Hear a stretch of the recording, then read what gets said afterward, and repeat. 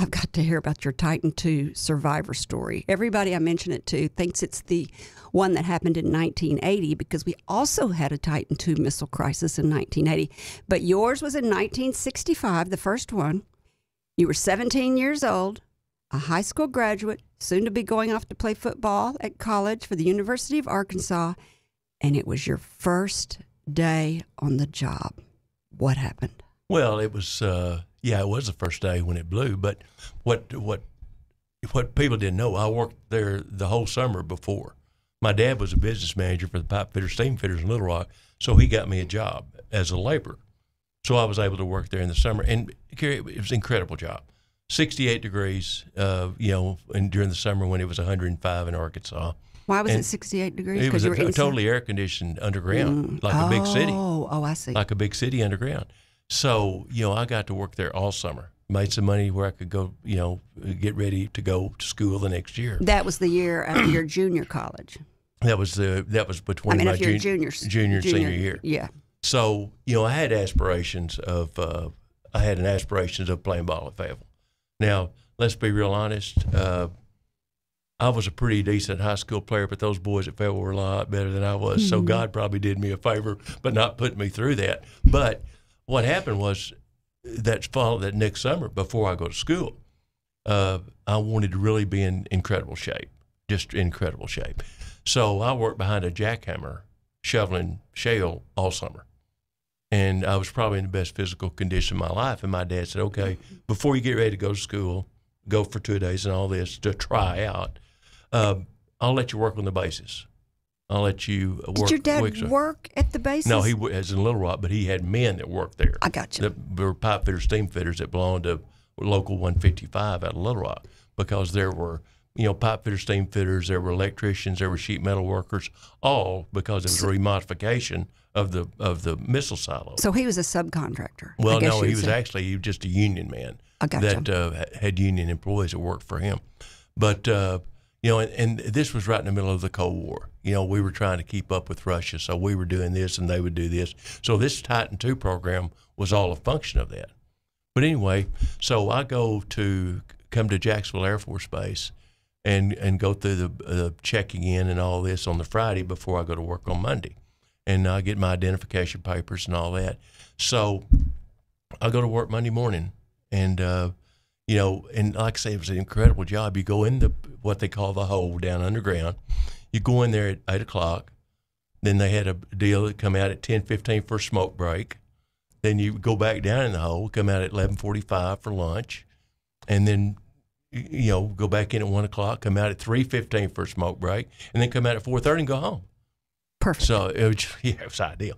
But anyway, so I had been working. The missile silo itself was 180 feet deep, and we had been working in the bottom all morning. So when we came out for lunch, sit there and had lunch and all this, and then we started back down into the missile base. And me, I'm still my personality. I've just got to stop and chatter. So the guys I'm working with, they get on the elevator and they go right to the bottom, start working again. Well, I'm sitting there talking with these other guys, and I'm round behind the missile itself in the tunnel. There's an escape ladder there. There's only 2 ways in and out of that thing. One was the elevator up and down. The other one was the escape ladder that went up and down. And you're not above ground. No, you're just we're not 80, all the way down. We're 80 feet below at that point in time. Not 180, just no, just 80. Because the missile went all the way. There was 8 levels on the silo. Okay, so you're halfway down. I'm sitting there talking, and all of a sudden there's just an incredible flash, and the sound similar to what you would run into if you light a gas stove. That, and it was never an explosion. It was a flash fire. So the instinct when the fire flashed, the lights went out, the fire flashed, the instinct was to get away from that fire. Yeah. So I got on the escape ladder and started down. And I think at that point in time, and that was probably my first intervention. You started down because the fire was above? The fire was next to me, and the first inclination was to get away from that. And that would have been easier to go down. Oh, yeah, because if there was no other place to go. You're in the corner with an escape ladder there, you'd had to go back through the flames. Oh, I got you. So go down, and I think at that point in time is my first realization that, hey, it wasn't my time. because, I mean, totally dark. And I'm down the escape ladder all the way to the next level. And I'm thank God probably said at that point in time, hey, we're going to do something different here. So I'm starting back up the escape ladder. And these guys are falling all over the top of me because everybody's trying to get away from it.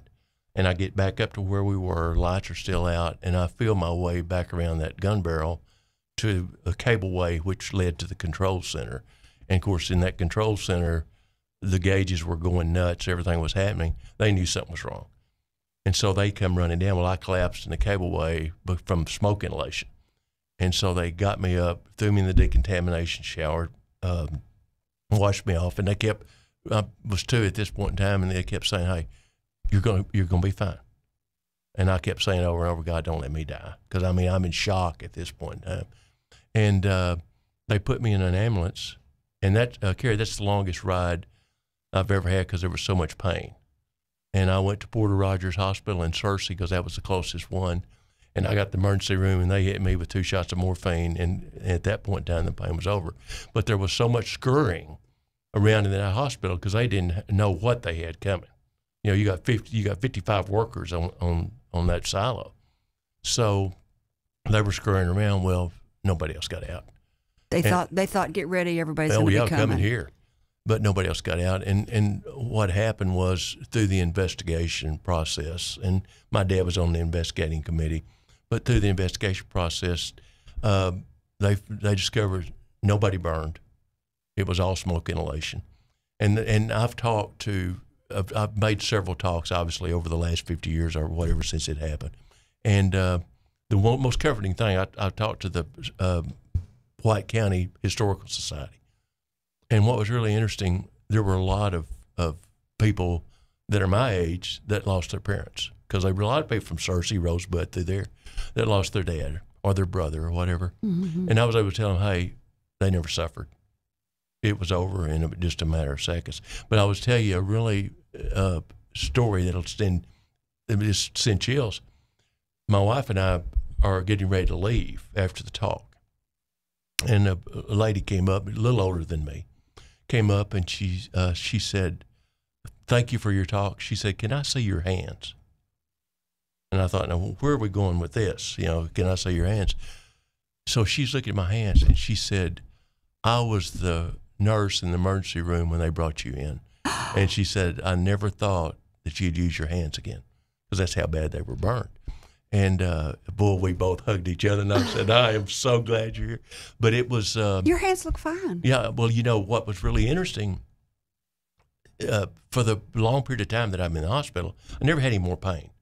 And blisters got up 2 and 3 inches tall on my hands and on my face. And I want to say that's what happened to my hair, but I think most of my family is bald anyway. But what happened, they flew some medicine in from Lackland Air Force Base. Lackland was the burn center of the country. And because it was an Air Force accident, they flew that in, and they kept me sprayed down for the whole period of time I was in the hospital.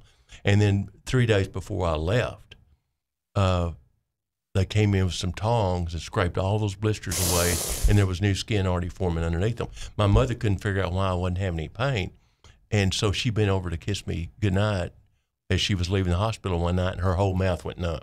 That's how strong that medication was. Oh. But it was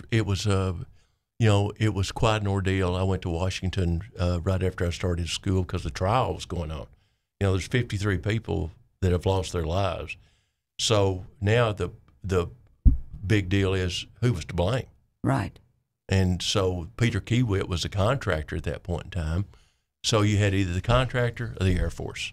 Now, the decision at the end was pretty muddled, but I was the only one that really was down there. There was a painter that was one of the survivors that got out, but he was in the cableway walking down, and he saw the smoke, and he turned around.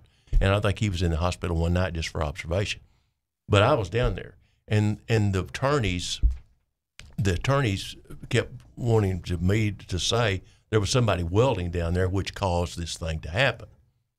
Well, there wasn't anybody welding, because I'm the one who got out, and I know what was going on down there. Mm-hmm.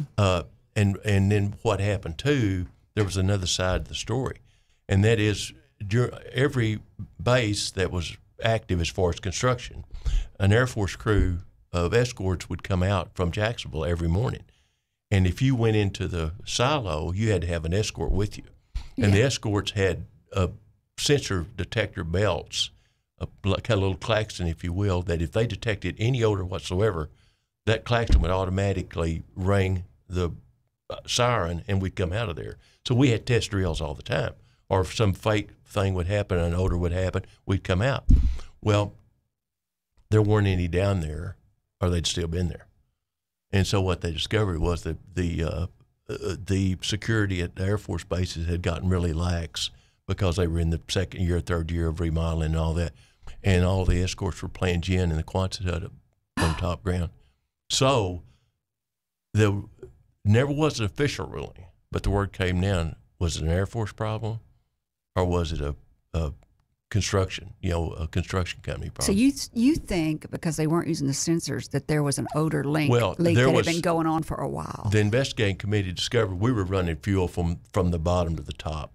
And the investigating committee, of which my dad was a member, discovered that the auxiliary power unit that would kick on if there was a problem, a wire shorted out, and at the same time there was a fuel line that ruptured and started spraying on that. And when it got hot enough, it's when that blaze occurred. There wasn't an explosion. Mm-hmm. If somebody cut into a fuel line, they would have been burned up. That thing would have had a lot more impact. But and they'd have found a welder, wouldn't they? You'd think they'd find a welder. If it happened while he was welding, he'd have probably died instantly. And he would have had very, very severe burns and so forth. And that just didn't happen. So did your dad care that you didn't support the Air Force on that? No, because actually he was a construction worker. But it really only thing he was, it was really, this is the way my family was. This is the way my dad was. Obviously lawsuits were rampant. Now they weren't to the extent that they are today if something like that happens. Yeah. But people lost their provider. They lost their family members. So there were lawsuits for everybody that was involved. And the attorney for my dad's union said, well, Wayne, his name was Wayne, he said, Gary's been through a lot. We probably need some legal action. My dad was fine. He said, no. He said, I want my expenses paid. I got my boy back. That's all we want. So we never, and that wasn't like my family. They wouldn't have ever done it.